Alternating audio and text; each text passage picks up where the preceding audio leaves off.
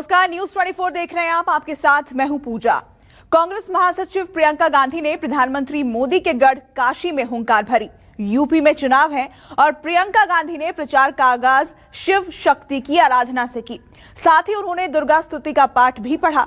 सवाल यह है कि प्रियंका ने चुनाव प्रचार के लिए वाराणसी को क्यों चुना और प्रियंका के धर्म मार्ग पर चलने की वजह क्या है, ये रिपोर्ट देखिए और समझिए।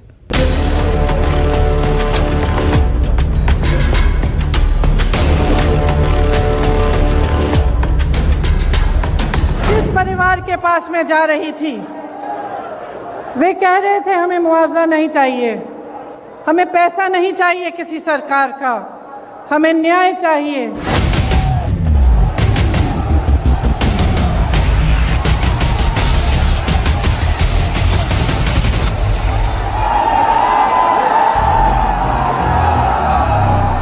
जो प्रधानमंत्री लखनऊ आ सकते थे, वो 2 घंटे की दूरी पर लखीमपुर खेरी नहीं जा सकते थे उन किसानों के हाथ पकड़ने के लिए, उनके आंसू पोंछने के लिए।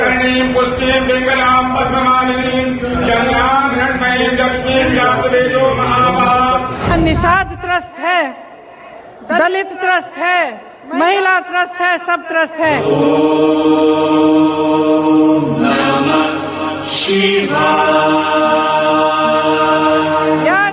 सर्वभूतेषु शक्ति रूपेण संस्थिता नमस्तस्यै नमस्तस्यै नमस्तस्यै नमो नमः।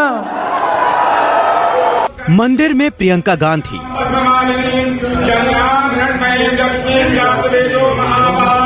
पूजा अर्चना करती कांग्रेस महासचिव। ओम नमः शिवाय। मंत्रोच्चार करती प्रियंका गांधी। या देवी सर्वभूतेषु शक्ति रूपेण संस्थिता नमस्तस्यै नमस्तस्यै नमस्तस्यै नमो नमः। गले में माता की चुन्नी और माथे पर तिलक, ये प्रियंका का अंदाज है।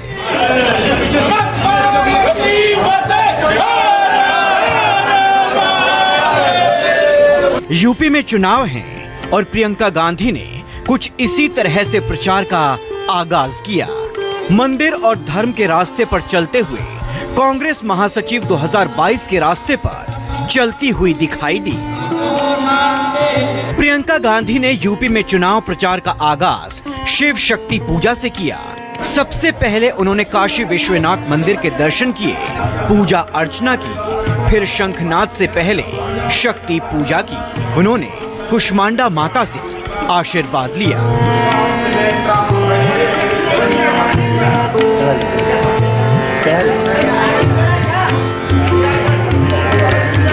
प्रियंका गांधी ने यूपी में चुनाव प्रचार का आगाज शिव शक्ति पूजा से किया। सबसे पहले उन्होंने काशी विश्वनाथ मंदिर के दर्शन किए, पूजा अर्चना की, फिर शंखनाद से पहले शक्ति पूजा की। उन्होंने कुष्मांडा माता से आशीर्वाद लिया।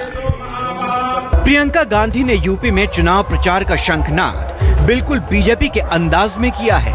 प्रधानमंत्री मोदी के गढ़ काशी में उन्हीं के अंदाज में प्रियंका गांधी ने चुनाव प्रचार का आगाज किया और दुर्गा स्तुति का पाठ किया।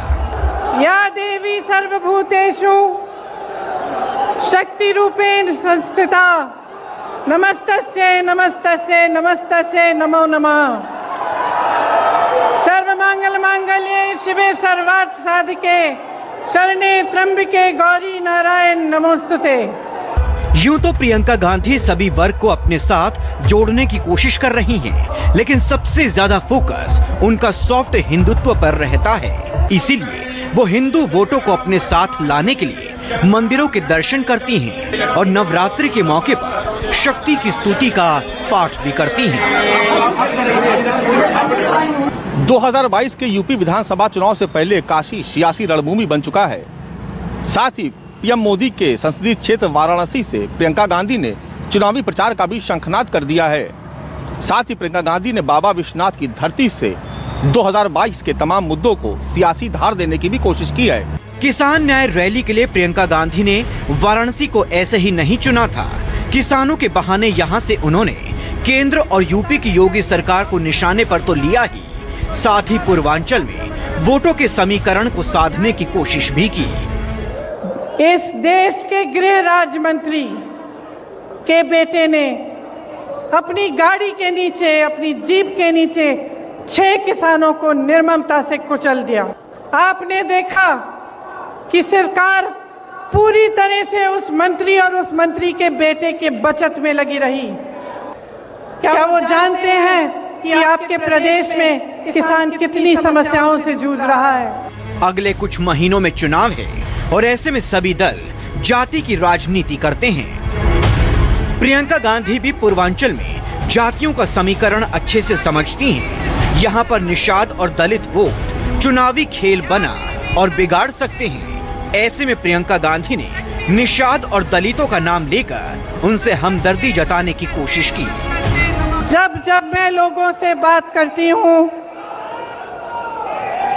एक बात उभरती है कि हाँ, कुछ हो नहीं रहा है, कमाई नहीं है, रोजगार नहीं है, किसान त्रस्त है, नदियों के पास रहने वाला निषाद त्रस्त है, दलित त्रस्त है, महिला त्रस्त है, सब त्रस्त है।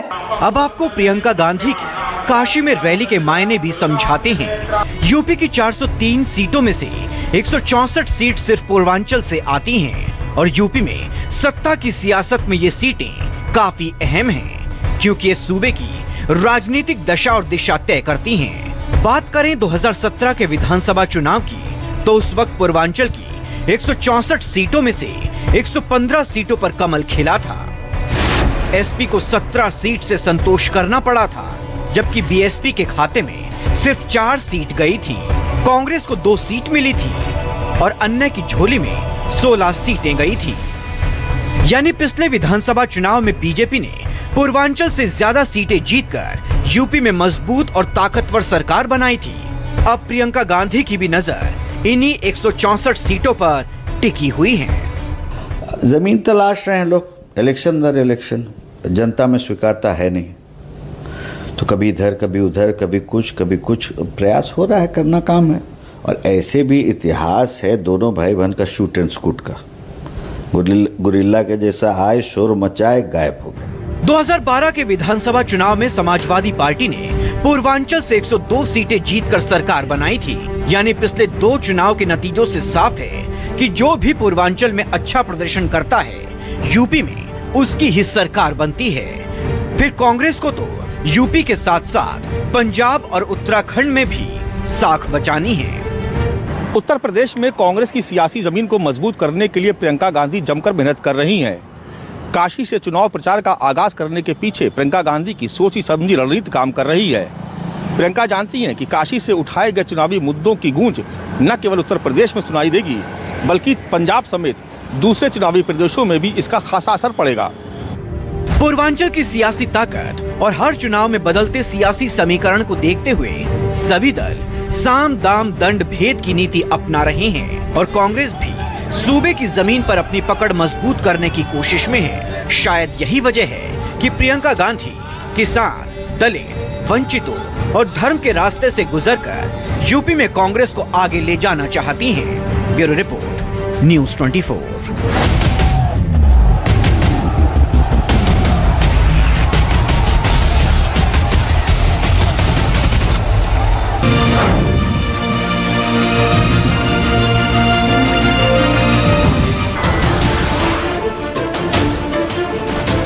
नमस्कार, मैं हूं मानक गुप्ता।